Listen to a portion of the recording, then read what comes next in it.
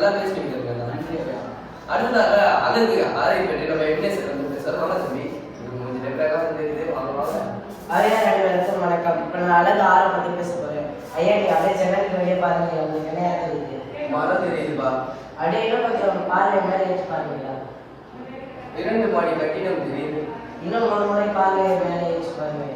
பட்டம் தெரியுதுப்பா. இன்னும் கோச்சுக்காம இன்னும் ஒரே ஒரு மேலே ஏற்றாங்க. ஏறுபேரு தம்பி, நீ ஏதாச்சும் காமெடி எதுவும் பண்ணல? காமெடி தான் பண்ணலையா? இப்படி பார்வை மேலே ஏற்றி பார்க்கும்போது ஏற்றி பார்க்கும்போது இறக்கம் கூடும்.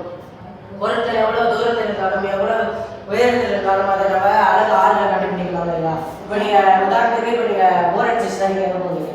நண்பர்களுடன் கடற்கரைக்கு செல்லு. கடற்கரையில் இருக்கும். கடற்கரையில் வந்து பார்த்தா உங்களுக்கு நிறையா தெரியும். மீனவர்களோட படகுகள் தெரியும்.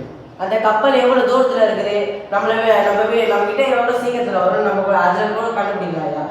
அதனால தான் சொல்கிறேன், எனக்கு மிகவும் பிடித்தது இந்த அழகு ஆறு தான். நன்றி.